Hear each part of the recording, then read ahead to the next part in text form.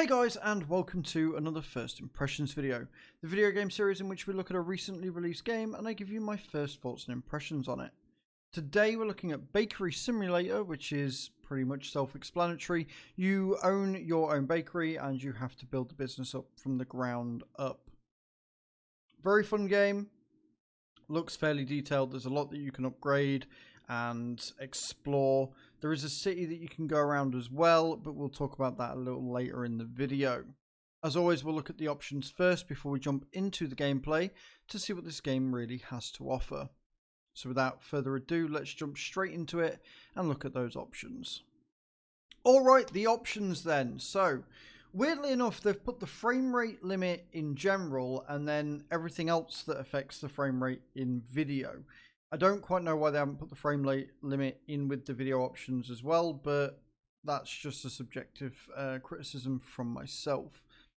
The frame rate is unlimited unless you change it, and if you put VSync on or off, that can affect the frame rate being able to be changed as well.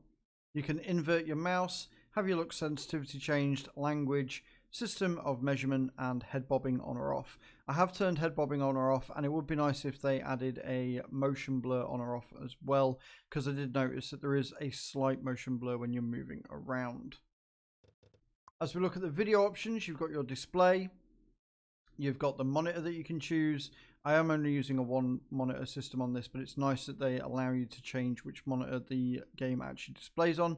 VSync on or off, your brightness, your textures, your city quality, shadows, draw distance, and AA as well.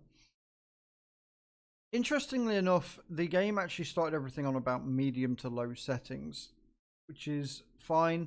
I don't mind when certain games sort of undervalue your PC system, but it is worth noting that the system detection isn't that great.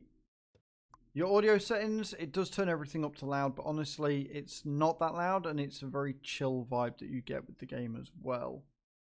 And then your inputs. So as you can see, everything is rebindable here. You're not really going to need that much. There's not really a huge amount to go through with this. It's generally your left and right click, moving around, and tab is all you're really going to need. Interestingly enough as well, once you've completed the tutorial, it does grey it out, so you can't choose it again, but you can't start a new game without playing the tutorial. Honestly, if they're going to do it like that, instead of having the tutorial here as a separate option, just have it as part of the game. Just have it as a new game, go through the tutorial. If you're going to force the player to do it, just remove the option completely, because it doesn't seem to serve any purpose. So there's your options, guys. Let's have a look at the actual game and see what it plays like, shall we? Alright, we're in our bakery. As you can see, we have all of the basics here. It does continue straight on from the tutorial. As you can see in the top right, you have your money, and in the bottom right, you've got things like your orders and any customization that you can do through a quick bar, or you can press tab and access it through this radial menu here. Everything has a radial menu, from driving to doing deliveries and everything like that. They all seem to have their own radial menu, which is fine. It seems to serve a purpose and allows you to keep the actual screen and gameplay fairly minimal. The idea here is that you go to your folder and you can proceed and see what it is that you need. Your orders start very simple, and as you upgrade the bakery and complete more orders, you will be able to get new recipes, which will allow you to make new things and make more money. When you click on your order, it will come up with the thing that you need to do for the order and everything that you will need for it. The ingredients are really quite interesting the way that it works. You have a scoop and you can change the size of that scoop when you click on what it is that you want to collect. But first we need to pick up our mixing bowl. As you can see, we need wheat, water, milk, yeast, and sugar. It has how much you need of it on the actual recipe list itself. And then you've got directions for cooking as well. It's fairly simple and very straightforward, but the size of scoops doesn't really make sense. You've got 1, 5, 20, 50, 100, 200, and then all the way up to 500. And it seems like there's a few too many jumps between each one. But you simply take what it is that you need of it. We only need 10 grams, so we will take 2 5 scoops. And then we need 100 ml of milk, so we will up it there. And then we need 100 ml of water as well, and then 250 grams of flour. 250, so we'll do that, and then that, and then 5 grams of sugar as well. And then you just put it in the mixer and start the mixing. It really is that simple. You can speed up the mixing as well if you want, once you upgrade it to a turbo, I think they called it. And you can keep an eye on the bar to see how long it is that you actually need to mix it for.